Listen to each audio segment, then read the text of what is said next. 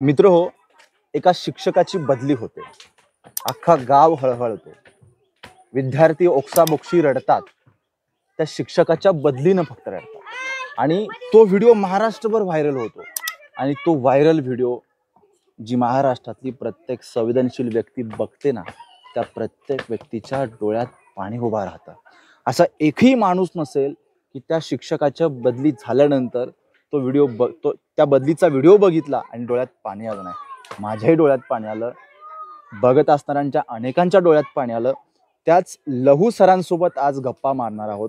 त्या बदलीचा किस्सा काय होता, म्हणजे ते सगळे गावकरी ज्या पद्धतीनं ओक्साबोक्शी रडत होते बदली झाल्यानंतर, आणि त्यांचं विद्यार्थ्यांवर असणारं प्रेम, शिक्षण, करिअर, म्हणजे बाल वयात जो विकास करावा लागतो त्यात शिक्षकांची असणारी भूमिका, बदलती शिक्षण व्यवस्था, आणि दुसरी महत्त्वाची गोष्ट म्हणजे जिल्हा परिषदेच्या शाळेत सुद्धा खूप मोठं टॅलेंट आहे, त्यातूनही खूप मोठं उभं करता येतं. हा आत्मविश्वास पालकांच्या मनात उभा करणारा एक महाराष्ट्राच्या मातीतला प्रामाणिक शिक्षक आज आपल्यासोबत आहे. ते अहोरात्र त्यांचं जे प्रामाणिक काम आहे ते करत राहतात, पण पालकांसाठी, होतकरू माणसांसाठी ते काम नसून एक ती ईश्वर सेवा करतायत की असं असतं. मित्रांनो, आपण या सगळ्या विषयावर आज थेट त्यांच्याशी चर्चा करणार आहोत. सर नमस्कार. नमस्ते सर. तुम्ही एकदा तुमचं नाव आणि एकदा परिचय द्या, म्हणजे कळू द्या सगळ्या महाराष्ट्राला. नमस्कार, मी लहू बोराटे, जिल्हा परिषद प्राथमिक शाळा धनगरवस्ती, तालुका जामखेड, जिल्हा अहमदनगर या ठिकाणी प्राथमिक शिक्षक या पदावर कार्यरत आहे. माझी सेवा 13 वर्ष पूर्ण झालेली आहे. गेल्या वर्षी बदली होऊन मी या शाळेवर रुजू झालेलो आहो. पूर्वीची माझी शाळा जिल्हा परिषद प्राथमिक शाळा हनुमाननगर भारजवाडी, तालुका पाथर्डी, जिल्हा बदली झाली तुमची? हां, ज्या शाळेतून बदली झाली ती जी शाळा ऊसतोडणी कामगारांच्या मुलांची शाळा होती. आणि या ठिकाणचेही 80 ते 90% पालक ऊसतोडणी कामगारच आहे. माझं म्हणजे सगळ्यांच्या मनात, बघणाऱ्या प्रत्येक माणसाच्या मनात ती क्युरियोसिटी आहे. एखाद्या शिक्षकाच्या बदलीनंतर इतका सगळा गाव रडतो, विद्यार्थी ओक्साबोक्शी, त्या चारोळ्या, तो म्हणजे ते काय प्रसंग होता एकदा, म्हणजे खरं सांगायचं म्हणजे 12 वर्ष एका शाळेवर काम केलं. त्या शाळेतील सर्व विद्यार्थ्यांच्या सोबत अगदी घरगुती रिलेशन तयार झालं. पालकांसोबत तेवढंच जवळीकतेचं नातं तयार झालेलं. आणि शाळा जरी असेल तरी ती शाळा माझ्यासाठीही आणि पालकांसाठीही ती शासकीय शाळा नव्हतीच.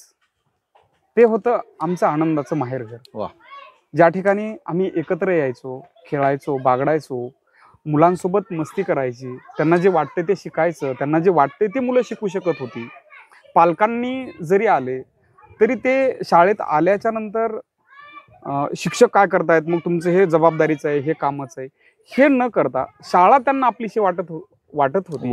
त्याचं कारण असं होतं की ज्यावेळेस शाळा सुरुवात झाली त्यावेळेस शाळेमध्ये फारसं काही नव्हतं. म्हणजे ते शाळेचं वैशिष्ट्य म्हणजे शिक्षकांची पहिली शाळा आणि शाळेचे पहिले शिक्षक तुम्ही होता. हां, मग त्या ठिकाणी अगदी शून्यातून विश्व निर्माण बदली झाली. जुन्या शाळेचंच बोलतोय मी. तर त्या ठिकाणी वर्गामध्ये फरशी बसवलेली नव्हती, टॉयलेट सुरू नव्हतं, झाड नाही, पाण्याची सोय नाही, काहीच नव्हतं. तिथून सुरुवात करायची आहे. असं म्हटलं जातं तुमच्याकडं सर्व सुखसुविधा आहेत, सर्व काही तुमच्यासाठी वातावरण फॉर आहे, आणि त्यानंतर तुम्ही रेसमध्ये उतरता आणि रेस जिंकता, निश्चित तुमचं अभिनंदन व्हायला पाहिजे. परंतु तुमच्याकडं वातावरण नाहीये, तुमची परिस्थिती नाहीये, बिकट परिस्थिती आहे, सर्व काही विचित्र आहे. विचित्र म्हणण्यापेक्षा सर्व काही म्हणजे त्या परिस्थितीला अनुकूल परिस्थिती नाही, प्रतिकूल परिस्थिती आहे. त्या परिस्थितीमध्ये तुम्ही ठरवता की या ठिकाणी आपल्याला शिक्षणाचं रोपटं लावायचं आहे, या समाजामध्ये काहीतरी सकारात्मक बदल आपल्याला घडवायचा आहे, या मुलांच्या आयुष्यामध्ये शिक्षणाचा प्रकाश आपल्याला पेरायचा आहे. आणि मग तिथून झपटल्यागत कामाला लागायचं, लोकांना एकत्र करणं. त्यांच्यामध्ये शिक्षणाबद्दलचा अवेअरनेस नव्हता, कारण बहुतांशी पालक ऊसतोडणी कामगार. दिवाळी आल्याच्या नंतर इच्याचं बिराड पाठीवर त्याप्रमाणे मुलं इथं ठेवायची, काही जण घेऊन जायचे आणि स्थलांतरित व्हायचं. मग तिथून त्यांच्या मनामध्ये की शिक्षण ज्यावेळेस घेतील ही मुलं तर आपला काळ बदलेल, हातातला कोयता जाऊन हातामध्ये पेन येईल, हातातला कोयता जाऊन हातामध्ये पुस्तक येईल, वही येईल. मलाला असं म्हणते की हातामध्ये पुस्तक आणि हातामध्ये वही घेऊन लिहिणारी लेकरं ही जगाची खरी संपत्ती आहे. वा, क्या बात आहे. तुमचे सोशल मीडियावरती सर व्हिडिओ खूप व्हायरल असतात. म्हणजे तुम्ही काहीतरी ते एक वेगळी तुम्ही काल मला बोलता बोलता पण म्हणाला की MA एज्युकेशनला तुम्हाला शिकत असताना एक चिल्ड्रन वे मेथड ना, हा, म्हणजे खूप नाविन्यपूर्ण तुम्ही ते मुलांच्या ब्रेनमध्ये ती खूप स्ट्रॉंग बसावं. म्हणजे आता रंगांचाही तुम्ही पाठीमागे व्हिडिओ टाकला होता, तो फुग्यांचा काहीतरी, ते काय किस्सा आहे, कसं आहे हे? म्हणजे ऍक्च्युली सर असं आहे की खेळणं हा मुलांचा सहज भाव आहे, नैसर्गिक अगदी भाव आहे. बरोबर.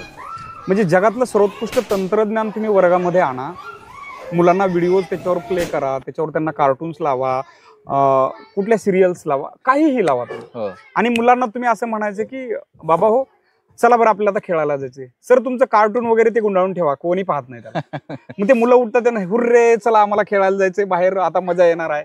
आता ही मुलं इथं खेळताना दिसत आहेत. त्यांना तुम्हाला हे सांगण्याची गरज नाही की तुम्ही खेळा, तुम्ही इकडे लक्ष द्या, बिलकुल नाही. तो त्यांचा सहज भाव आहे. मला असं वाटतं की त्यांचा जो सहज भाव आहे, जो नैसर्गिक भाव आहे, त्याला जर आपण शिक्षणाकडे डायव्हर्ट केलं तर, मग मुलांना हसून खेळून शिकवलं तर, मुलांना कृतीमधून शिकवलं, मुलांना उपक्रमामधून शिकवलं, मुलांच्या आवडीनुसार शिकवलं, आणि हे शिकवत शिकवत त्यांना जर पुस्तकासोबत जर जीवन शिक्षण आपण दिलं तर ते खरं शिक्षण आहे असं मला वाटतं. तुमचा एक पाठीमाग एक व्हिडिओ खूप व्हायरल झाला होता, तुम्ही पण सगळ्यांनी बघितला असेल. तुम्ही पोठाला असं काहीतरी ते खूप बांधता आणि लोठे बाबा. लोठे बाबा, तेव्हा तुम्ही काय शिकवत होता ते? लोठे बाबा ही इयत्ता पहिलीच्या पुस्तकामध्ये एक कविता आहे. आता लहान मुलांचं, पहिलीच्या मुलांचं भावविश्व तर अगदी साधं आहे. त्यांना खेळायला आवडतं, त्यांना मजा करायला आवडती, फनी ऍक्टिव्हिटीज मुलांना आवडतात.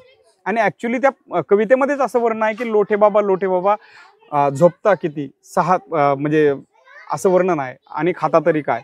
मग ते 6 लिटर दुधासंगी 10 किलो पुरी असा त्याच्यामध्ये उल्लेख आलाय. मग लोठे बाबा म्हटलं साहजिकच तो शिडशिडीत नसणार आहे, तो सडपातळ नसणार आहे, तो असा मोठा असणार आहे. मग मुलांना म्हटलं का बरं आपण लोठे बाबा करूया का? सर हो करायचं आम्हाला, लोठे बाबा आपण करूयात.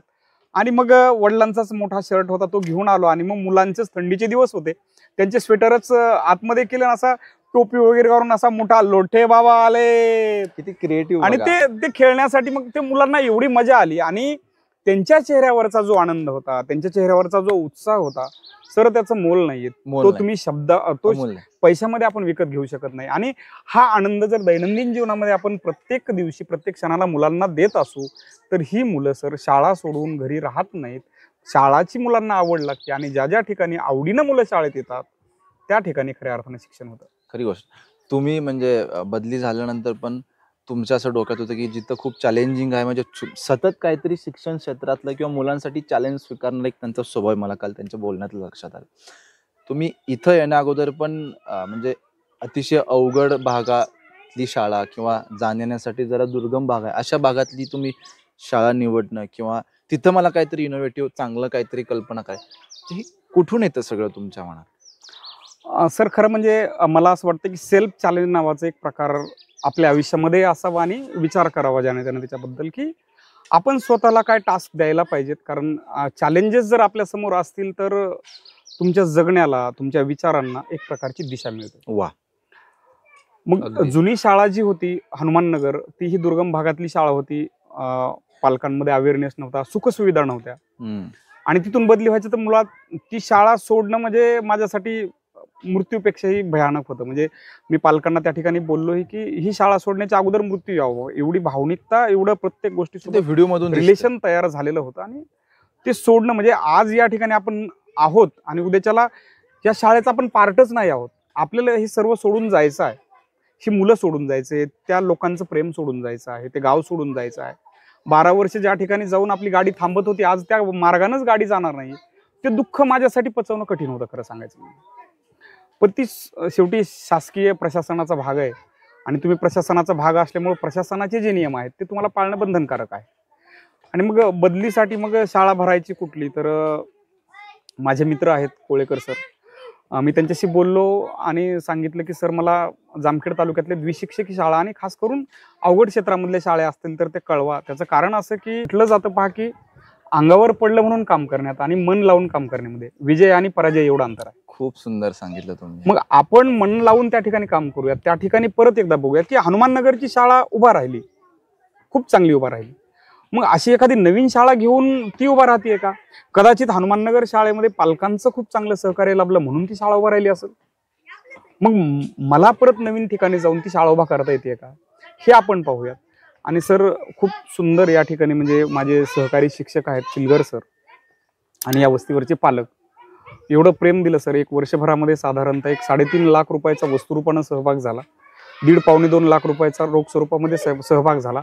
वस्तीवरचे ऊसतोडणी कामगार पालक आहेत, परिस्थिती हालाकीची आहे, गरीब आहे, पण त्यांना एक नवीन आशेचा किरण दिसला आणि या शाळेसाठी जे पाठीमागे आपल्याला दिसतंय या ठिकाणी स्वतःची 8 गुंठे जमीन मोफत शाळेला सर बक्षीसपत्र म्हणून दिली.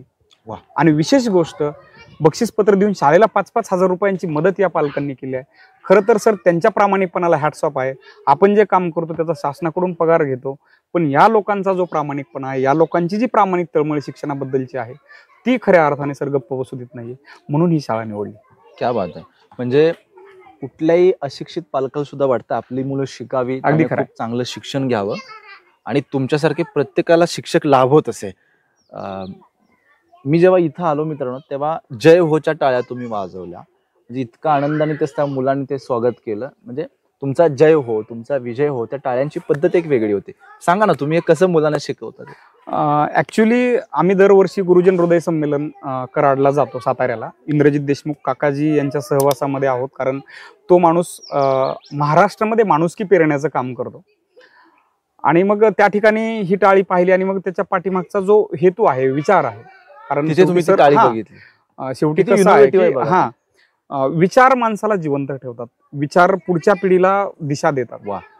आणि मग त्याच्या पाठीमागच आहे की जय हो, जो समोर आहे की जो आमच्या इथं अतिथी आलेला आहे त्याचं जय हो, त्याचं मंगल हो. म्हणजे ज्यावेळेस आपण एक प्रकारे प्रार्थना केल्यासारखी आहे. असं म्हटलं जातं की आपण जर दुसऱ्याला रिस्पेक्ट दिला तर आपल्याला रिस्पेक्ट भेटणार आहे. आपण जर दुसऱ्याविषयी चांगलं चिंतलं, चांगला विचार केला तर आपलंही आपसूक चांगलं होतं, कारण तो निसर्ग नियम आहेत, आपण त्याला अपवाद असू नयेत. मग त्यामुळं मुलांना पण त्या गोष्टी शिकवल्या. कारण मला असं वाटतं की एका शिक्षकाचं मन, एका पालकाचं मन हे टिप कागदासारखं असायला हवं. ज्या ज्या ठिकाणी जे जे चांगलं आहे ते आपल्याला वेचता आलं पाहिजे. म्हणजे माझे शिक्षक आहेत ज्यांनी मला डीएडला शिकवलं, सय्यद सर, त्यांनी एकदा असं सांगितलं होतं की व्यवस्थेचा कचरा झालेला आहे, परंतु बाळांनो तुम्ही त्या कचऱ्यामध्ये असा कचरा बना की तुम्हाला किमान रस्त्याने येणारा जाणारा भंगारवाला तरी उचलेल. असा कचरा बनवू नका की तुमच्या जवळून जाताना लोक नाकाला रुमाल लावून पुढे जातील. म्हणजे सांगण्याचा हेतू असा आहे की त्याच्यातलं चांगलं काय आहे ना ते मला बनता आलं पाहिजे, चांगल्या गोष्टी ज्या आहेत ते मला घेता आल्या पाहिजे. रस्त्यानं जाताना जर एखादा दारू पिऊन पडलेला माणूस सुद्धा तुम्हाला शिकवतो सर की बाबा हो तुम्ही दारू पिऊ नका, पिलात तर तुम्हाला असं पडावं लागेल गटारात. खरी गोष्ट. मग ती गोष्ट ती जर वेचण्याची क्षमता आपल्याकडे असेल, ती दृष्टी आपल्याकडे असेल, विचारांची ती ताकद जर आपल्याकडे असेल तर कुठेही सर तुम्ही अगदी आनंदाने आणि समाधानाने जीवन जगू शकता. खूप खरी गोष्ट आहे. पाठीमागे व्हिडिओ व्हायरल झाला, म्हणजे आता प्रत्येक वेळी आपण व्हायरल व्हिडिओज का म्हणतो, कारण ते सर प्रत्येक व्हिडिओ सोशल मीडियावर टाकतात आणि ते खूप चांगल्या म्हणजे खूप लोकांपर्यंत जातात. ते तसं पाठीमागे तुम्ही सगळ्यांनी व्हिडिओ बघितला असेल, तो एक पुरी कशी बनवायचं तो विद्यार्थी सांगत असतो आणि तो व्हिडिओ खूप चांगला व्हायरल होतो. त्याच्यावरती खूप चांगल्या स्वयंपाकातले खूप एक्सपर्ट लोक तिकडे कॉमेंट सुद्धा करतात. काय सीन होता सर? इयत्ता 2रीच्या पाठ्यपुस्तकामध्ये सर चला बनवूया भेळ असा एक पाठ आहे. मग आम्ही ते शिकत होतो. मग फक्त भेळच बनवायची का, भेळच फक्त एकच पदार्थ आहे का आपल्याकडं, तर नाहीये. वेगवेगळे पदार्थ परिस्थिती, म्हणजे तसं पाहायला गेलं तर महाराष्ट्राची भौगोलिक परिस्थिती वेगवेगळी आहे. एकच पदार्थ वेगवेगळ्या विभागात वेगवेगळ्या पद्धतीने केला जातो, रेसिपी वेगवेगळी आहे. तर मग आम्ही असं बसलो आणि मग वेगवेगळे पदार्थ मुलांना त्यांची निरीक्षण शक्ती काय आहे बरं, आई वडिलांच्या कृतीचं त्यांच्या कामाचं ते निरीक्षण करतात का, त्यांना त्याचा कृतीचा क्रम व्यवस्थित सांगता येतोय का, की अगोदर तो पुरी खातोय नंतर कणिक मळतोय, असं काय होत आहे. मग हे जाणून घेण्यासाठी आम्ही असं बसलो होतो आणि सहज समाधान नावाचा आमचा इयत्ता 2रीचा विद्यार्थी आहे, त्याला विचारलं तुला माहितीये का रे पुरी कशी बनवायची? म्हणलं सर हो माहिती आहे. आणि मग तुम्ही अगोदर शिकवलं वगैरे नव्हतं? नाही, बिलकुल नाही सर. ते मला असं वाटतं की नैसर्गिकता जी आहे ना ती तुमच्या अंतःकरणाला स्पर्श करते. हो, खूप खरं. कृत्रिमता जी आहे तुम्ही जर एखादी गोष्ट कृत्रिमपणे जर करायला गेलात किंवा एक काहीतरी टार्गेट ठेवून एखादी गोष्ट करायला गेली, कदाचित तुमचं खोटं समाधान होईल, पण समोरच्याच्या काळजाला तुम्ही हात घालू शकत नाही सर. असं म्हटलं जातं की नैसर्गिक गोष्टी ज्या आहेत ना त्या पुढच्याच्या जाऊन अंतःकरणाचा ठाव घेतात. आपलं जगणंही मला असं वाटतं तेवढं सुंदर असायला पाहिजे, आपलं वागणं, आपलं कर्तृत्व, बोलणं आणि वर्तन सुद्धा तेवढं सुंदर असायला पाहिजे की ते समोरच्याच्या अंतःकरणात त्यांनी घर करावं. आणि हा, समोरच्याच्या अंतःकरणात घर करायचं म्हणून मला तसं वागायचं हे वागणं सुद्धा खोटं आहे सर. तुमचा सहज भाव असायला हवा, सहज भाव पाहिजे, उत्स्फूर्त पाहिजे. ही उत्स्फूर्तता तुमच्या जगण्या वागण्या बोलण्यामध्ये जर असेल तर सर मला असं वाटतं की कुठल्याही ठिकाणी जा, कुठेही राहा, तुम्ही अगदी आनंदाने समाधानी जगू शकता. तुम्ही मला त्या विद्यार्थ्याच्या पूर्वीबद्दल सांगत होता. हा, तर म्हणजे पाठीमाग शेणाने सारवण्याचा पण एक खूप व्हिडिओ व्हायरल झाला होता. म्हणजे हे सगळं मराठी शाळेतच भेटतं मित्रांनो, की तिथलं तुम्हाला स्वच्छता, आपले गणवेश, म्हणजे तिकडं तर ते हायजेनिक आणि ह्या सगळ्यांसाठी खूप प्रोफेशनली खूप मोठमोठ्या बिल्डिंग्समध्ये चांगलं शिक्षण भेटतं. पण ग्रामीण भागात, गावगाड्यावर, वाडी वस्तीवर सुद्धा ह्या सगळ्या गोष्टी मेंटेन ठेवणं आणि निसर्गाशी नाळ कनेक्ट राहते. खरंय खरंय. इथल्या शाळांमध्ये जास्त असं मला वाटतं. बरोबर. कदाचित इतरांचं वेगळं मत असू शकेल. तुम्हाला दुसऱ्या एका किस्स्यावर घेऊन जातो. एक लातूरचा मुलगा होता तुमच्याकडे आणि तो ऊसतोड काम नाही, लातूरचा नव्हता, इथलाच विशाल नावाचा तो विद्यार्थी. किस्सा सांगा. हा. हा, शाळेचा पहिला दिवस होता धनगरवस्ती शाळेमध्ये, ज्यावेळेस जॉईन 18 मेला झालो मी, पण 15 जूनला शाळा भरते. त्यावेळेस शाळेत आलेलो होतो आम्ही, सर आलेले होते आणि उत्तम चिलगर जे विशालचे वडील आहेत ते आले आणि सरांना ते बोलले की सर मला विशालचा दाखला घेऊन जायचा आहे इथून, त्याला लातूरला घेऊन जायचा आहे. मग सरांनी विनंती केली की बाबा का घेऊन जायचं, तुमची गैरसोय आहे म्हणून की शिक्षणामुळे. तर त्यांनी काय असं स्पष्ट कारण नाही सांगितलं, पण म्हणजे घेऊन जायचंय मला, आमच्या पाहुण्याचा मुलगा शिकायला तिकडे जाणार आहे.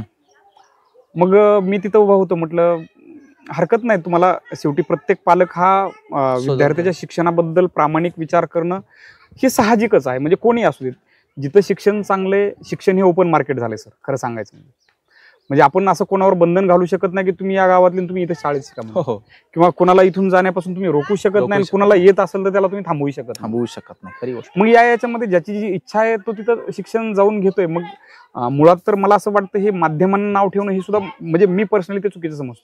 तुम्ही जर त्या दर्जाचं शिक्षण दिलं तर मुलं तुमच्याकडे येणार आहेत. दुसऱ्यावर टीका टिप्पणी करून तुम्ही तुमची रेषा मोठी बनवू नका, तुमचं कामाची रेषा एवढी मोठी बनवा की दुसरी ऑटोमॅटिक छोटी होणार. वा. होतं असं की आपण दुसऱ्यावर टीका करत बसतो आणि स्वतःला मोठं करण्याचा प्रयत्न करतो सर, ही गोष्ट चुकीची आहे. मग त्यांना हे बोललो की तुम्ही लातूरला कशासाठी जाणार आहे, काय नाही सर शिक्षणासाठीच जायचं आहे. मी म्हटलं हरकत नाही, तुमच्या पाहुण्याच्या मुलाला जाऊ देत गेला तर किती फीस वगैरे आहे, तर ते म्हटले काहीतरी 30-35 हजार समथिंग फीस आहे. म्हटलं या शाळेला तुम्ही 15,000 रुपये मदत करा आणि त्या मुलासोबत या मुलाला उभा करा. जर हा मुलगा कुठं कमी पडला त्यावेळेस मी नोकरी सोडून देईल. मी हे चॅलेंज स्वीकारलं सर. आणि मग ज्यावेळेस दिवसभर आम्ही गप्पा मारल्या, खेळलो मुलांसोबत, तर विशाल संध्याकाळी जाऊन विशालनं घरी वडिलांची भांडणं केली. काय म्हणून भांडणं केली? तो म्हटला की तुम्हाला जायचं तुम्ही जा म्हणे लातूरला, आम्हाला सर लय चांगले आले आणि मला इथं शाळेत राहायचं. मग दुसऱ्या दिवशी त्याचे वडील आले आणि मला म्हटले सर काय जादू केली पोरावर तुम्ही अशी, की कालपर्यंत तर तो जायचं म्हणत होता, आज नाही. मला माहित नाहीये, पण मजा येणार आहे म्हणलं शाळेत शिकायला. आणि यावर्षी विशालनं खूप चांगली प्रगती केली. त्याचं हस्ताक्षर जर तुम्ही पाहिलं, मी तुम्हाला त्याचा फोटो दाखवल, तर निश्चितपणे म्हणजे तोंडात बोट घालेली एवढी प्रगती त्यानं केली. अगदी वाचता म्हणजे खूप सुंदर तो इंग्रजी वाचायला लागला, वेगवेगळ्या गोष्टींवर आपली मतं मांडायला लागला, सूत्रसंचालन करायला लागला, खूप चांगलं वक्तृत्व स्पर्धेमध्ये सहभागी व्हायला लागला. म्हणजे सर मला असं वाटतं की प्रत्येक मुलांमध्ये पोटेन्शियल आहे, 100% आहे. मग आपण शिक्षक म्हणून, समाज म्हणून, शाळा म्हणून त्यांच्या सभोवताली वातावरण तयार करू शकतो. खूप महत्वाचं आहे. आणि ते वातावरण जर आपण तयार केलं तर मुलं शिकतायत, मुलं निरीक्षणातून शिकतायत, मुलं वर्णनामधून शिकतायत, मुलं वाचण्यातून शिकतायत, मुलं ऐकण्यामधून शिकतायत. आपण त्यांना त्या संधी देणं गरजेचं आहे. तर मला असं वाटतं की प्रत्येक लेकरू शिकू शकतं. खरी गोष्ट आहे. म्हणजे इथं पण ऊसतोड कामगारांची मुलं बऱ्यापैकी. हो सर, 80-90% पालक ऊस तोडणीला जातात. आता जेव्हा तुम्ही येण्या अगोदर ऊसतोड कामगारांची मुलं इथे शिक्षात यायची का कसे? हा, शाळेत येत होती, काही मुलं स्थलांतरित ज्याची गैरसोय आहे ते स्थलांतरित होत होती. परंतु यावर्षी आम्ही स्थलांतर होऊ नये म्हणून शाळेमध्ये पालकांच्या 3 मीटिंग घेतल्या सर. शाळेचा पट तसा कमी आहे, म्हणजे 28 पट आहे. मग पालकांना सांगितलं की हा जर शाळेतून म्हणजे 6 महिन्यासाठी स्थलांतरित झाला तर मग त्या 6 महिन्यामध्ये पूर्णपणे त्याच्या शिक्षणामध्ये गॅप पडतो. म्हणजे RTE नुसार तर असं आहे की एखादा विद्यार्थी 30 दिवसांपेक्षा जास्त गैरहजर असेल तर तो शाळाबाह्य ठरतो. मग या मुलांची जी एक कनेक्टिव्हिटी आहे ती पूर्णपणे ब्रेक होऊन जाते. मग त्यांना विनंती केली की तुम्ही एकही लेकरू न्यायचं नाहीये या ठिकाणी. म्हणजे सरांनी पण ते आव्हान स्वीकारलं की जर कोणाची गैरसोय असेल तर त्याला मी माझ्या घरी सांभाळतो. मी म्हटलं मी गाडीमध्ये येतो जातो तर माझ्या घरी मी ठेवू शकतो. आणि सर 100% पालकांनी ही गोष्ट ऐकली. या वर्षी एकही लेकरू या शाळेमधून स्थलांतर झालं नाही. किती चांगली मग गोष्ट आपल्या आहे. आजी आजोबापाशी, आपल्या चुलत्यांपाशी जिथं सोय होईल, अगदी आमच्या स्वयंपाकी ताई आहेत त्यांच्यापाशी शाळेतील एक विद्यार्थिनी त्यांच्यापाशी थांबली आणि तिथं राहून तिने शिक्षण पूर्ण केलं सर. म्हणजे इच्छाशक्ती तिकडे प्रत्येक असताना. पालकाला, तिचे पालक कारखान्याला गेलेले, ती इथं थांबली. कारखाना म्हणजे ऊस तोडणीसाठी. भाग्यश्री चिलगर असं नाव तिचं.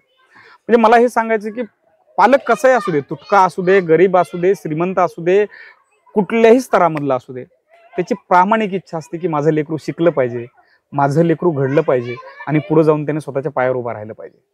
मग त्या प्रामाणिक अपेक्षेला जर आपण सर साथ दिली तर पालकही खूप सुंदर प्रतिसाद. खरी गोष्ट आहे. तुम्हाला एक दुसरा प्रश्न सर असा, ग्रामीण शिक्षण आणि शहरी शिक्षण आणि वास्तविक पाहता अशी आहे की खरं टॅलेंट ग्रामीण भागातच आहे. एवढ्या मोठमोठ्या शहरांमध्ये इन्स्टिट्यूट आहेत, पण तिथली सगळी नामांकित मुलं, देशातले CEO असू द्या, मोठ्या कंपन्यांच्या मालक असू द्या, तुम्ही राजकारण्यांमध्ये जा, तुम्ही कुठल्याही क्षेत्रातल्या प्रशासकीय अधिकाऱ्यांमध्ये जा, सगळी ग्रामीण भागातली टॅलेंट माणसं तिकडे आहे. असं काय वेगळेपण आहे ग्रामीण शिक्षकात जे शिकवतं, तुम्ही ऑब्झर्व करताय दैनंदिन जीवनात, की ग्रामीण भागातलं शिक्षण, जिल्हा परिषदेतलं शिक्षण हे का नाविन्यपूर्ण आहे? एकदा तुमच्या भाषेत ते ऐकू द्या महाराष्ट्राला. मला असं वाटतं परिस्थिती सर तुम्हाला जे शिकवती ते जगातलं कुठलंही विद्यापीठ शिकवत नाही. ग्रामीण भागामध्ये प्रत्येक गोष्टीचा संघर्ष आहे सर. म्हणजे तुमच्या दररोजच्या जीवन मरणाचा संघर्ष आहे. या ठिकाणी तुम्हाला आरोचं पाणी भेटत नाहीये. जे ओढ्याचं, बोरचं, विहिरीचं जे काही पाणी असेल ते तुम्ही आणता आणि पिता. तुमचा कॉन्फिडन्स आहे की मला काहीच होऊ शकत नाही. आणि तेच जर शहरी जीवनामध्ये जर गेलं तर आज फिल्टर पाणी आलेलं नाही, मला सर्दी होईल काय, मी आजारी पडेल काय, नाही नाही नाही ते पाणी पिऊ नको, हे बिस्लरीचंच पाणी तू पी. मग याचा परिणाम असा होतो सर की, म्हणजे एक उदाहरण सांगतो मी, म्हणजे आवश्यक मिनरल्स तुमच्या शरीराला भेटायला पाहिजे ते सुद्धा आपण जाऊ देत नाहीत, कृत्रिमरित्या ते जाऊ देत नाहीत. मग साहजिकच तुमचं शरीर जे आहे ते कमकुवत बनत चाललेलं आहे. आणि असं म्हटलं जातं sound mind in a sound body. म्हणजे सुदृढ शरीरामध्ये निकोप मन वास करतं. जर तुमचं शरीर सुदृढ नाहीये, तुमची मानसिकता पण मजबूत नाहीये, तर तुम्ही सहज बळी पडणार आहेत. निगेटिव्हिटी तुमच्या मनामध्ये म्हणजे घर करणार आहे. आणि निगेटिव्ह मानसिकता जर तुमची असेल तर कुठल्याही गोष्टीला तुम्ही तेवढ्या स्ट्रॉंगली सामोरं जात नाही. आणि कुठलीही क्षेत्र अशी आहे सर ज्या क्षेत्राचं नेतृत्व करणारी जी लोक आहेत, तुम्ही जर त्यांचा इतिहास पाहिला, त्यांचा अभ्यास केला, त्यांना जवळून अनुभवलं तर तुम्हाला ही गोष्ट लक्षात येईल की यांच्या आयुष्यामध्ये यांनी खूप मोठं स्ट्रगल केलं. कारण स्ट्रगल जे शिकवतं सर तुम्हाला, जी परिस्थिती, म्हणजे मी अपयश मला आलंच नाही सर, मला यशाची किंमत कळू शकत नाही. कसं कळणार? कारण ते खूप इझी गोष्टी. मीच ठेच लागून जर पडलो तर मग मला कळणार आहे की बाबा चालताना कसं चालायला पाहिजे, पळताना कसं पळायला पाहिजे. मी पडलोच नाही, मी पूर्णपणे कायमस्वरूपी स्पाईक घालून ट्रॅकवरच धावतोय. मला खास कळगे माहित नाहीयेत. जीवन सर प्लेन नसतंय हो, कधीच प्लेन नसते. जीवनामध्ये तुमच्या चढ उतार येणार, तो नैसर्गिक भाग आहे. घटना तुम्हाला सांगून तुमच्या आजूबाजूला कधीच येत नाहीये. खरी गोष्ट आहे. ते अपघातानंच येतात तुमच्या ह्याच्यामध्ये. मग त्यावेळेस तुम्ही प्रिपेअर असणं हे किती महत्वाचं आहे. म्हणजे आता ही लेकरं आहेत, ज्यावेळेस आईवडील इथं नसतायत, कधी कधी बकरी गाभण आहे आणि ती व्यायला झाली आहे, ती आता पिल्ल देणार आहे, मग ती ओरडतीये, जे तुम्ही हे पाहिलेलंच नसेल तर मग तुम्ही काय करणार आहेत? अरे डॉक्टरला फोन लावा, हे करा ते करा, पण डॉक्टर पण अवेलेबल नाही, काहीच नाही. या मुलांना माहिती आहे ना, तिला थोडीशी मदत करूयात आपण, तिचं बाळंतपण आपण करूया का? आपल्या आईचं बाळंतपण किंवा आपल्या समाजातील स्त्रियांचं बाळंतपण डॉक्टर करतायत, तर ह्या बकरीचं आपण का करू नये? त्यांना हेल्प करतात मुलं सर. कित्येक मुलं अशी आहेत की मधल्या सुट्टीत किंवा मध्ये सर मी जाऊन येऊ का 5 मिनिटं घरी? का रे बाबा काय झालं? आजी कामाला गेली आणि घरी बकरी बांधलेली, तिला सर चारा टाकून आलो. सर ही संवेदनशीलता आहे ना, की पोट फक्त माझंच भरलं पाहिजे असं नव्हे, इतर सुद्धा उपाशी आहेत ना, त्यांच्याकडे सुद्धा तुम्हाला सर उघड्या डोळ्याने बघता आलं पाहिजे. मग ते प्राणी असू देत, पक्षी असू देत, किती माणसं असू देत, तिथं माणूस पण मला असं वाटतं खरं फळतं फुलतं. आणि ग्रामीण भागामध्ये तो संघर्षही अनुभवतायत. म्हणून कदाचित असं वाटतं की नेतृत्व तिथून पुढे येत असावीत. कारण सर नेतृत्व हे संघर्षातूनच पुढे येतं. सगळ्या एकदम सगळं सुटेबल आहे, परिस्थिती सगळी आहे, नेतृत्व विकसित होऊ शकत नाही. कारण पडल्याच्या नंतर उठायचं कसं हे तुमची परिस्थिती शिकवत नसेल तर मग पडलेली माणसं पडूनच राहणार, ते उठू शकत नाही. खूप खरी गोष्ट आहे. तुम्हाला एक गोष्ट सांगतो मित्रांनो, म्हणजे राजकारण, समाजकारण, शिक्षण, अर्थकारण, सांस्कृतिक, विज्ञान, तंत्रज्ञान या सगळ्या क्षेत्रात नेतृत्वाची गरज असते. आणि या सगळ्या क्षेत्रातली नेतृत्व ही दुःख, वेदना, अपमान, दुःख, त्रास, संघर्ष या सगळ्या गोष्टींना फेस करत करत तयार होतात. सहजासहजी कोणीच तुम्हाला तिथपर्यंत घेऊन जात नाही. एक दुनिया में ऐसी कोई व्यवस्था नहीं है कि जो व्यवस्था आपको डायरेक्टली सिंहासन पे बैठा देगी. असं कुठलंच यंत्रणा आहे की तुम्हाला डायरेक्ट त्या उच्च पदावर घेऊन जाईल. हा माणूस स्टेप बाय स्टेप कळत जातो. म्हणजे हे सगळं सांगण्याचा मुद्दा आहे की सर आता म्हणाले की नेतृत्व संघर्षातून घडतं. सर हे शिक्षण क्षेत्रातलं एक चांगलं सक्षम नेतृत्वच करतात आहे मित्रांनो. पण सर तुमचा स्वभाव असा, आता सोशॉलॉजीच्या भाषेमध्ये ज्याला सामाजिकीकरण म्हणतो आपण, एखाद्या व्यक्तीचा स्वभाव किंवा तसं त्याचं वर्तन का डेव्हलप होतं त्याचं सामाजिकरण, सोशल बिल्डिंग स्ट्रक्चर, ज्याला माझं सोशल सायकोलॉजीमध्ये शिक्षण आहे त्याच्यामुळे त्याची समज एक आहे. तर तुमच्या थोड्याबद्दल सांगा ना, तुमच्या थोडं जीवनाबद्दल किंवा तुम्ही ते कसं तयार झाला एकदा आम्हाला कळू द्या. मुळात असं आहे, माझे आई वडील अशिक्षित आहेत, म्हणजे शाळा शिकलेले नाहीयेत. विनोदानं माझे वडील सांगतात की मी 3 वर्ष नापास आहे. म्हणजे मुळाक्षर वगैरे वाचतात, पण प्रचंड कष्ट त्यांनी आजपर्यंत केलं, आणखीही करत आहेत. सर एकत्र कुटुंबामध्ये जडणघडण झाली. आमचे वडील आणि ते 5 जण भाऊ, आणि त्या ह्याच्यामध्ये म्हणजे काम केल्याशिवाय पर्याय नसतो. एकत्र कुटुंबामध्ये आजही बघतो, दुर्दैवानं आता एकत्र कुटुंब पद्धती नामशेष होत चाललेली आहे. पण मला असं वाटतं एकत्र कुटुंब पद्धतीमध्ये मुलांवर जे संस्कार होतात, मुलांची जी जडणघडण होते ती खूप सकस असते.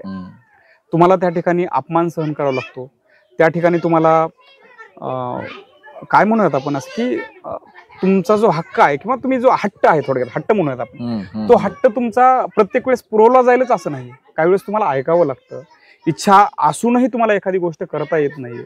व्यक्ती स्वातंत्र्याचा फार पुरस्कार एकत्र कुटुंब पद्धतीमध्ये केला जातो असं नाहीये. तर तुमच्यावर काही अन्याय होतात, बऱ्याच गोष्टी आहेत अशा. तर त्याच्यामधून जर तुम्ही त्याचा विचार केला थोडासा, महत्वाची गोष्ट ही आहे की हे करत असताना आपल्या आईवडिलांचा संघर्ष जर आपल्या डोळ्यासमोर असेल ना, तर तुम्हाला त्या गोष्टी काय करत नाही, ते तुम्हाला उलट बिल्ड करतात, तुम्हाला ते सपोर्ट करतात की या क्षेत्रात इकडे जाऊ नको बाबा, तिकडे पडणार आहेस, इकडे जाऊ नको, ते करू नये. मग जी तुमच्या प्राप्त परिस्थिती आहे ना, त्याच्यामध्ये तुम्हाला कसं बेस्ट करता येईल, बेस्ट देता येईल, या गोष्टी आपल्याला पुढे घेऊन जातात. आता आम्हाला शाळेतून जर आलो तर घरी गायी होत्या, त्यांच्यासाठी घास कापणं लागायचं. सुट्टीच्या दिवशी मग त्यांना धुवून काढणं आहे, पाणी पाजणं आहे, खूप सारी कामं. म्हणजे आलं तरी बाबा कधी मनसोक्त असं, म्हणजे आम्ही खेळायला गेलो, विटीदांडू खेळायचा खूप छंद होता, क्रिकेट खेळावं असं वाटायचं, कोया खेळायचं वाटायच्या, सूरपारंबा आहे, गोटे आहे, खूप सारे पारंपरिक खेळ आपले आहेत की जो खूप समृद्ध वारसा आहे, खेळायचो आम्ही. पण ते करताना मध्येच कुठेतरी डाव रंगामध्ये आला आणि वडील येणार किंवा चुलते येणार, काय करता तुम्ही, चला ते बंद करा, चला घास कापायला जायचे. मग त्यावेळेस असं वाटायचं की यार आपल्यावर खूप अन्याय होतोय, पण घास कापल्याशिवाय तर पर्याय नसायचा. संध्याकाळ झाल्याच्या नंतर मग अगदी 8वी-9वीला असतानाच गाईचं दूध काढणं, मग ते दूध काढायला जावंच लागायचं. कारण घरामध्ये तुमच्या कोणाचा मृत्यू हो, कोणाचं लग्न असो, कोणाचं काही असो, दूध तुम्हाला ते त्यांना चारा टाकणंच आहे, तुम्हाला दूध काढणंच आहे, तुम्हाला शेण ओढणंच आहे. मग ह्या गोष्टी ज्या आहेत त्याचे संस्कार होत गेले. आमची आजी तिला माळवं करून ते विकण्याचं म्हणजे पहिल्यापासूनच एक तो पारंपरिक व्यवसाय म्हणूयात आपण. मग आम्ही लहान असताना, म्हणजे मी इयत्ता 3री-4थीला असतानापासून आजी आम्हाला असे 15-20 मेथीच्या पेंड्या बांधून द्यायची. त्यावेळेस मेथीची पेंडी 50 पैशाला एक रुपयाला एक अशा राहायच्या. मग जा तू 20 पेंड्या दिल्या, मग 20 रुपये आणून आजीकडे द्यायचे. मग त्यातले 50 पैसे आजी आम्हाला द्यायची. मग त्याच्या लेमन गोळ्या, कधी खोबरा गोळ्या, कधी 50 पैशाची रिफिल घ्यायची, किंवा कधी पोंगे, ज्याला आम्ही त्यावेळेस बॉब्या म्हणायचो, बॉबीचा पुडा यायचा आणि तो खावासा वाटायचा. आणि मग ते भेटते ना आपल्याला, मग पुढच्या वेळेस आजी, आम्ही अक्का म्हणतो तिला, म्हणजे अक्काने आम्हाला खूप काही शिकवलं खरं सांगायचं म्हणजे. खूप आमच्यावर संस्कार केले चांगलं तिने. कष्ट करण्याची जी क्षमता आहे ना, ती अक्कानं दिली आम्हाला. आणि मग जे बी असेल तर अक्का सांगायची बाबा हे करा. मग दसरा आल्याच्या नंतर झेंडूची फुलं विकायला जायचे. मग हे करत करत तो एक छंद, एक मार्केटिंग असं मला असं वाटतं एक फील्ड आहे असं, की ज्यावेळेस तुम्हाला त्यातलं नफा तोट्याचं गणित कळलं ना सर, तर तुम्ही शांत बसत नाही. वा. मग मी 8वी-9वीला असताना उन्हाळ्याच्या दिवसांमध्ये यात्रांचा सीझन असतो. हो. मग त्या यात्रांमध्ये आमचे चुलते जे कारभार करायचे, आम्ही दादा म्हणतो त्यांना, दादांनी सांगायचे की हे 1,500-2,000 रुपये घे आणि तू जाऊन तुला जे जे विकायचे ते साहित्य घेऊन ये. मग स्टेशनरीच्या दुकानामध्ये जायचं आणि होलसेलमध्ये जे मुलांचे खेळण्या, कटलरी म्हणतो आपण त्याला, मग त्या शिट्ट्या, पिपाण्या, तुमच्या गाड्या घोड्या सगळं काय आहे, भोवरे, चमचे, डोक्याचं काय काय, चेंडू, बॉल, बॅट सगळं असं ते घेऊन यायचं आणि यात्रेमध्ये बसून ते विकायचं. मला हे सांगायला आवडेल की सर त्यावेळेस 3,000 रुपयाचे 4-5 यात्रा केल्याच्या नंतर साधारणतः 6-7 हजार रुपये व्हायचे, कारण कमी पडले की परत घेऊन यायचं.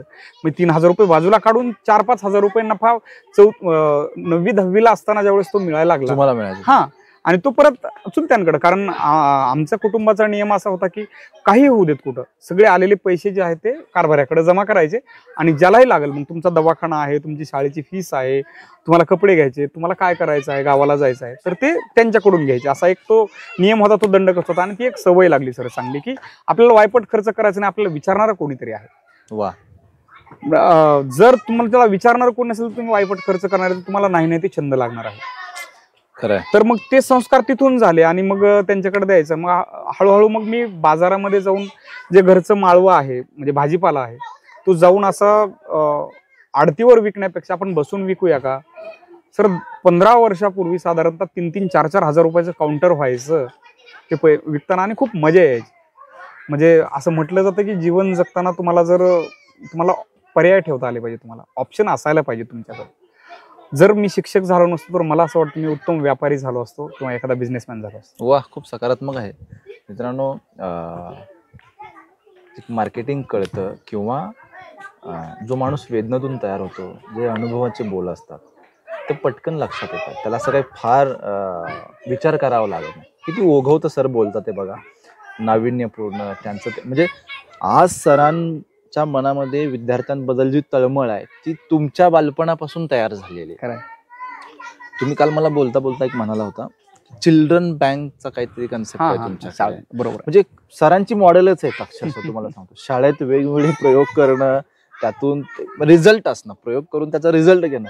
काय ते चिल्ड्रन बँकचं काय? अगदी खरं. सर मला असं वाटतं की कुठल्याही गोष्टीला आउटपुट असावं. फक्त एखादी गोष्ट आपण करतोय आणि त्याचं आउटपुट जर काय दिसत नसेल तर मग ती कृती करण्यामध्ये फारसा अर्थ नाही. खरंय. म्हणजे मी वाचन करतोय तर मला त्या वाचल्याबद्दल काहीतरी बोलता आलं पाहिजे आणि त्याच्या पुढे जाऊन की जे वाचले ते मला जगता आलं पाहिजे. फक्त मी वाचतोय आणि पोपटपची करतोय याला अर्थ नाही.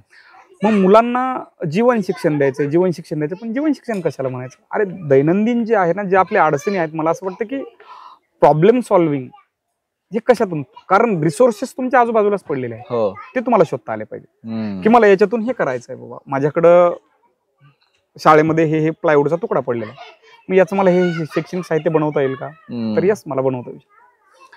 मग हनुमाननगर शाळा जी जुनी शाळा आहे त्या शाळेमध्ये आई वडील ऊसतोडणीसाठी कारखान्याला गेल्यानंतर ज्यावेळेस मुलांना अभ्यास करायला आपण सांगायचो तर मुलांनी उठायचं आणि नम्रपणे सांगायचं, सर माझ्याकडे पेन नाही, सर माझ्याकडे वही नाहीये, माझी वही संपली.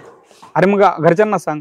आजोबा बाजार दिवशी जातात, बाजार रविवारी असायचा, सो मंगळवारी अडचण आली तर मग मधले 4-8 दिवस त्याला काहीच नसायचं. आणि मग आपण जरी घेऊन आलो तर मग दुसऱ्या दिवशी पुढचा मुलगा, कारण मुलं खूप मजेशीर असतात, गमतीशीर असतात. एखाद्या मुलाला जर एक्सक्यूज भेटलं पेन नाही म्हणून, त्याचा अभ्यास वाचला आणि सरांचं म्हणजे बोलणं वाचलं बाबा, तर पुढच्या दिवशी ज्याच्याकडे सगळं असून सुद्धा तो उभा राहणार की सर माझा पण पेन संपला होता. मग साहजिकच तुम्ही याला एक्सक्यूज केलं की त्याला पण करणार, कारण तुम्ही डिस्क्रिमिनेशन तर करू शकत नाही त्या ठिकाणी.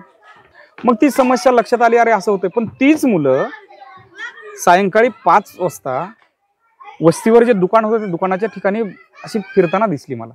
दुसऱ्या दिवशी मुलांना म्हटलं की काय रे तुम्ही काल काय तिथे केलं? सर काय नाही. तुमच्याकडे पेनला पैसे आहेत का? नाहीये, पण जरी असतील तरी पेनच उपलब्ध नाही.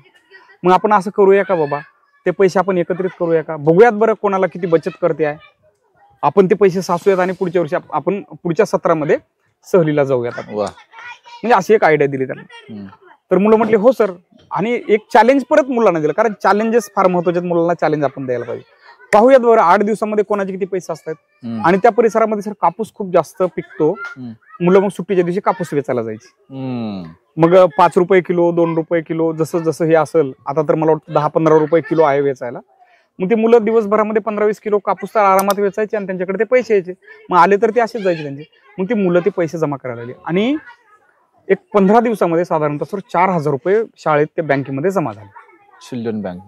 आणि मी म्हटलं अरे मग ह्या पैशाचं करायचं काय, मग हे ठेवून तर उपयोग नाही याला. मग मुलांची जी अडचण आहे तिला आपल्याला त्याच्यावर मार्ग काढता येतो का, त्याच्यावर काय सोल्युशन करता येतं का. मग होलसेलमध्ये सर मुलांना आवश्यक असणारं वह्या, पेन, कंपास पेटी, खोड रबर, शार्पनर, कलर, अशा वेगवेगळ्या ज्या गोष्टी आहेत, प्रोजेक्ट पेपर आहेत, ते आणलं आणि शाळेमध्ये ठेवलं. आता तो पेन घ्यायला जर मुलं दुकानामध्ये गेले त्यांनाही तो पेन 5 रुपयालाच भेटणार आहे. मीही गेलो तरी मलाही 5 रुपयाला भेटणार आहे.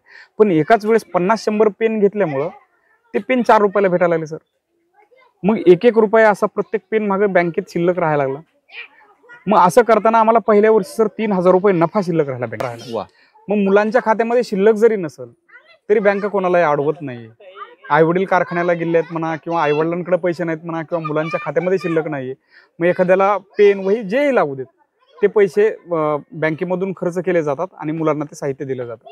खूप छान. मग असा नियम होता की पालक जरी कारखान्याला गेले आणि 6 महिने येणार नाहीत, मग ते 6 महिने ती बँक फ्री ऑफ त्यांना म्हणजे त्यांच्या अकाउंटवर ते डेबिट मारत राहायचं, बॅलन्स मायनसमध्ये जायचं आणि मुलांना वस्तू दिल्या जायच्या. म्हणजे मुलांची गरज भागली, मुलांना बचतीची सवय लागली, मुलांना व्यवहार कळायला लागले आणि सर्वच गोष्टी सोप्या झाल्या. आता महाराष्ट्रात अनेक पालक, शिक्षक, विद्यार्थी सगळेच तुमचा ही मुलाखत बघतात आहेत. तर सगळ्यांना, पालकांना काय सल्ला द्याल तुम्ही? मला असं वाटतं की मुलांचं बालपण आपण जपायला पाहिजे. बऱ्याच वेळा पालक मुलांचे मालक होत आहेत. खलील जिब्रानचं वाक्य आहे जे मी निरोप समारंभाच्या व्हिडिओमध्ये बोललो होतो. प्रत्येक मूल त्याचं स्वतंत्र अस्तित्व घेऊन जन्माला आलेलं आहे. त्याचं अस्तित्व वाढवण्यासाठी, त्याचं अस्तित्व टिकवण्यासाठी आपण पालकाच्या भूमिकेत सदैव असावं. आपण मालक बनू नये. बऱ्याच वेळा असं होतं की आपल्या इच्छा, आपल्या आकांक्षा, आपली स्वप्न मुलांच्या थ्रू ती पूर्ण करायची आहेत आपल्याला, म्हणून मुलांना अक्षरशः यंत्रवत वागणूक दिली जाते. ही गोष्ट सापचुकीची आहे. मुलं हे रेसचे घोडे नाही आहेत. मुलं हे म्हणजे आपला सन्मान टिकवण्यासाठी त्यांना तुम्ही असं यंत्रासारखं वापर नका करू. त्यांचं व्यक्तिमत्व जपा, त्यांचं बालपण जपा, त्यांचं अंतःकरण वाचा, त्यांचं मन वाचा. ते वाचल्याच्या नंतर तुम्हाला कळेल की यांचा कल कशामध्ये आहे, यांची आवड कशामध्ये आहे. प्रत्येकच मुलगा स्पर्धा परीक्षा करू शकत नाही, प्रत्येकच मुलगा नाटकामध्ये उत्तम अभिनय करू शकत नाहीये, प्रत्येकच मुलगा उद्या जाऊन क्लास 1 अधिकारी होऊ शकत नाहीये. तर त्यांचे स्पेस ठरलेले आहे. जे निसर्गाने इनबिल्ट त्यांच्यामध्ये जे सॉफ्टवेअर त्यांच्यामध्ये इन्स्टॉल केलेलं आहे, मला असं वाटतं त्याची कदर आपण करणं गरजेचं आहे. फार कृत्रिम गोष्टी जर तुम्ही हॅमरिंग केली तर मुलांचं व्यक्तिमत्व कोमेजतं आणि पर्यायाने मुलं मग गुंड प्रवृत्तीची बनतात. पालक हे त्यांना आपलेसे वाटत नाही तर त्यांचे विरोधक वाटत आहेत. मला असं वाटतं या गोष्टींपासून पालकांनी वाचावं आणि मुलांना त्यांच्या आवडीनुसार, त्यांच्या कलानुसार, त्यांच्या क्षमतेनुसार जर आपण त्यांना शिक्षण दिलं तर प्रत्येक लेकरू आनंदाने शिक्षण घेणार आहे आणि त्याचं क्षेत्र ते निवडणार आहे आणि त्या ठिकाणी जाऊन चांगलं काम करणार आहे. सरांचा सल्ला, सरांचं मार्गदर्शन आणि आपण त्यांचे जे दैनंदिन व्हिडिओ बघतो ते खूप इंटरेस्टिंग आहे, खूप पाहण्यासारखं आहे मित्रांनो. आणि अशी माणसं दुर्मिळ असतात की प्रामाणिकपणे इथला म्हणजे मी नेहमी म्हणतो की या देशाचं भवितव्य जे आहे ना ते शिक्षकांच्या खांद्यावर आहे मित्रांनो. आम्ही सुद्धा घडलो, आमच्या पाठीमागे आमचे शिक्षकच आहेत मित्रांनो. शिक्षक, आई वडील, चांगले मित्रमैत्रिणी आणि असे शिक्षक भेटणं तुमच्यासारखे ते खरंच भाग्याचं लक्षण आहे. भाग्य, खरंच भाग्य आहे. थँक्यू. प्रत्येकाच्या आयुष्यात असे शिक्षक येत नसतात मित्रांनो. तुमच्यासारखे हजारो शिक्षक तयार हो, या देशाचं भविष्य उज्ज्वल हो आणि तुमच्या या कार्याला खूप खूप शुभेच्छा. सरांनी मला घरी आल्यानंतर खूप चांगला पाहुणचार केला, आमच्या वेगळ्या विषयावरती विचारविनिमय झाला. जे त्यांचे शब्द आहेत ते त्यांच्या जगण्यात आहे मित्रांनो. या गोष्टीचं खूप समाधान वाटलं. खूप खूप धन्यवाद सर. Thank you sir. थँक्यू.